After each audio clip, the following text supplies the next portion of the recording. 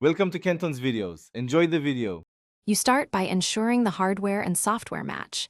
Install the latest driver and the vendor toolkit, then verify the card shows up with NVIDIA SMI or RICMINFO.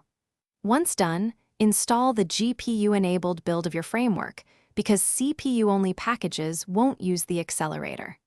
After that, open your project and set the target device.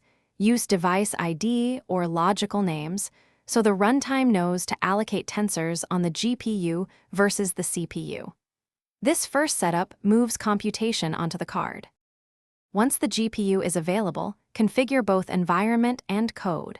Export CUDA visible devices or pick the device index, then explicitly move models and tensors to that device. Use to CUDA or device equals torch. Device CUDA 0. Make sure data loaders pin memory and use efficient collate functions. These reduce CPU-GPU transfer overhead. Also, increase batch size carefully and enable mixed precision, AMP, to gain throughput without exceeding memory. Together, these actions let the GPU run the heavy compute efficiently. You now execute a short test and monitor the card. Run the job and observe utilization with NVIDIA SMI or a profiler to confirm kernels and memory are active. Once done, profile to find hotspots, tune batch sizes, and optimize the data pipeline to prevent stalls between CPU and GPU. Make sure to adjust worker counts and pinned memory settings for throughput.